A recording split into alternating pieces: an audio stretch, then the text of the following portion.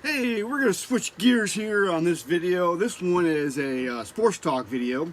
I wanted to kind of give my opinion on what I think the Browns should do this upcoming draft. And I know we're about a month before the draft, but it just got me kind of thinking, and I think this is the perfect scenario for the Browns' upcoming draft. And I wanted to kind of talk about that, and then we're going to kind of talk a little bit about the Cavaliers because they're playing well, and I wanted to kind of talk about them a little bit.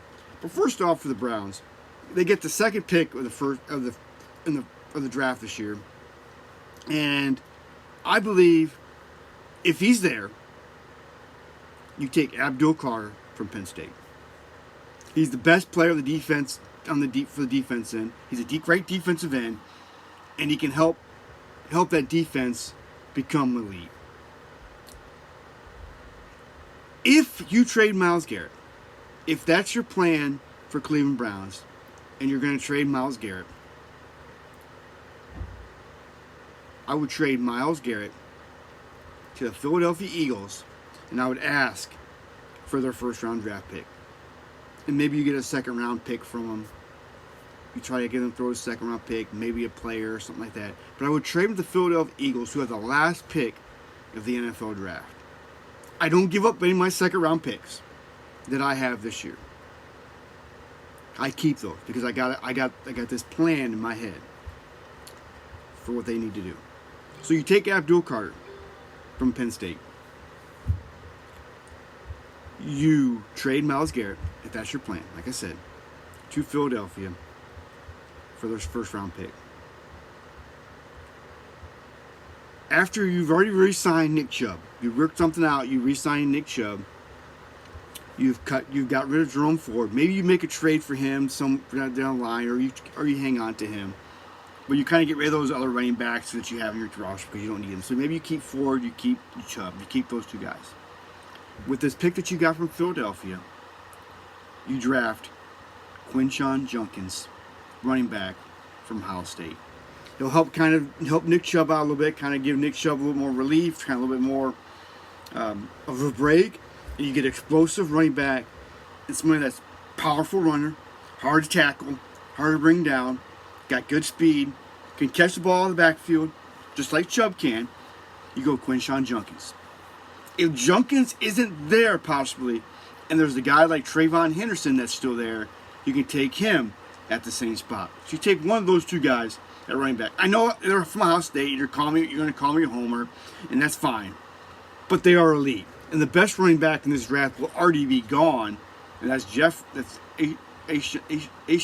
the guy from Boise State. So you take one of those two guys, Judkins or Henderson, to kind of help take a little bit of pressure off Chubb, a little bit who's still be coming back from injury, and Jerome Ford. You have powerful running backs that are hard to tackle, got good speed, and can catch the football. Then you turn around and you have the first pick in the second round. You re-signed a veteran quarterback, whoever that may be. You re-signed maybe brought Winston back because Watson's not going to play this year. So let's get that out of our minds. You re-sign Watson, maybe bring in Kirk Cousins, maybe bring in David Carr, somebody like that. Aaron Rodgers, long shot, but maybe as your quarterback, veteran quarterback, and you draft one right here with your first pick in the second round, either a Jackson Dart if he's there. Again, you can call me home for this next pick. You draft Will Howard from Ohio State. And that would be your quarterback of the future, but you not have to play him right away. He can learn, and if something goes wrong with this veteran, maybe these veterans can kind of show him the ropes. Maybe you get him some reps late this season if things are kind of going the way you want them to go. But you get that bridge quarterback first, that veteran quarterback, possibly a rookie quarterback to follow that. And then, with your next pick in the second round, you draft an offensive lineman. You get some offensive lineman help because you've had some injuries the last few years. You got some holes on the offensive line. You draft the best offensive lineman available because you need to protect your running backs and your quarterback. So you take the best offensive lineman right here.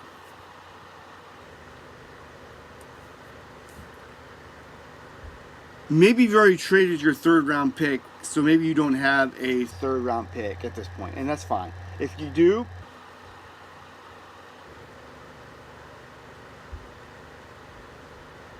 you have to draft. Your next draft pick has to be maybe a corner, because you may lose Newsom. And if you don't, take the best corner available. You're going to need some help with Ward and Newsom in that backfield to try to cover wide receivers, and you got some good ones in the league. So you're going to need some corner help to help Ward and Newsom, if Newsom's still there, or some of these other young guys you have. Draft the best corner back available. Then when you have your next pick,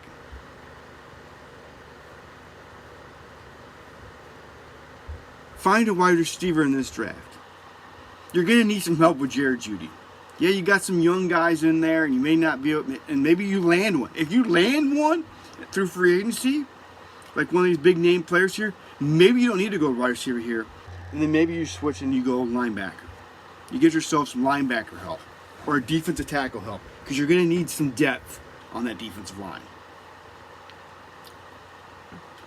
Or maybe you can go a little further. Find a safety. Find a good safety that can help this team.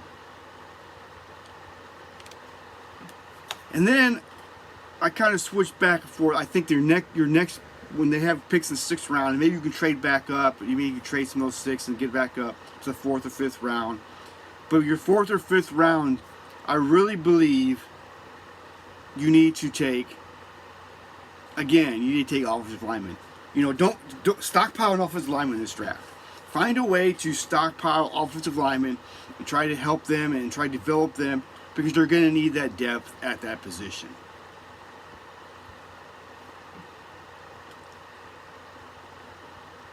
So maybe I kind of am switching gears with the rest of the picks you have in this draft, if you keep them, is to improve the offensive line and the defensive line. Get some depth, get some guys that you can kind of come in and help you. And maybe if you have already some veteran guys here, they can learn from those guys and they can develop into better players. Because you're going to need some of those guys for future. Because some of these veterans, sometimes they don't really have much time left in their career. And you need some good veterans to lead those offensive linemen going forward. And then they have the last pick of the draft this year. I kind of noticed that.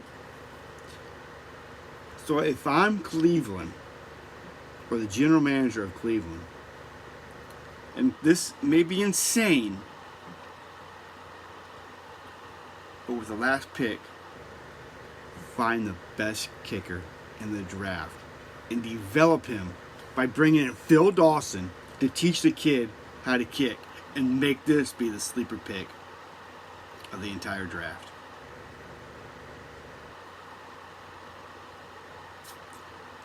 That's what I think about what the Browns should do. Feel free to agree, disagree. Maybe you got some other players or a certain player that you think that they could use that would be better than what I mentioned, or you could fill in those gaps of who you think they should have those other ones, because I didn't give names. I didn't want to go into too much of the depth because I just didn't take the time to do it. But just throw some names out to me that you think may be a good fit for the Cleveland Browns if you were the general manager. So, and I want to switch gears a little bit. I want to talk about the Cavs because they're playing great. They won 13 in a row. They won their 13th in a row last night. And this group of guys are just gelling so well together. And it's exciting to see. I think for the longest time, we haven't seen a team like this for the Cavs gelling. Since 2016 when they won the NBA championship, they've kind of went like this, and they kind of didn't have a lot of great players. This year, they developed a lot of players. They kept a lot of players from last year, brought some new guys in, kind of thing, and they're working well together. Jared Allen and Mobley are rebound machines, and they're scoring. Darius Garland, tearing it up. He's having a great season. Donovan Mitchell, great season so far. And then guys like Struce and Merrill and Jerome coming out of nowhere, having it off the bench coming in there. Sometimes he even starts. Sometimes when they're trying to relieve some guys to get some rest. And they brought in this Hunter. I think his name's Hunter. Brought him in a trade, and he's coming in. He's playing well. Probably close to being the sixth man of the year if it's not going to be Jerome. And got that bench is just flowing, and I feel like they're playing so well. They got the best record in the NBA right now, and it's exciting to watch this Cavs team. If you haven't watched them and you're a Cleveland Cavaliers fan, you're a Cleveland fan in general, man, watch this team. They're doing well.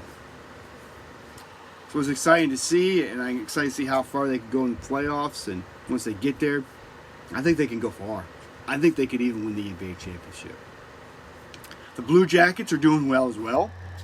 Excited to see them playing pretty well. They got the top wild card spot right now, and they're just a feisty bunch of young players that are responding well and exciting to watch. And living in Columbus here, we get to watch them a lot, and it's been exciting. I've never been a big hockey fan until I moved here, and it's exciting to watch the Blue Jackets play and see how well they're working together as a team and relying on different players to score each night. It's exciting. So I'm excited to see how they can do once that gets going. Baseball season starting up, which is exciting. We're still in the middle of spring training. Opening day is right around the corner, so maybe spring is near. All right, that's all I want to talk about. Just get on here. Feel free to comment and share your thoughts on this one or any of these things we talked about today. And as always, I appreciate you all. You all have a great day. This is OBee out.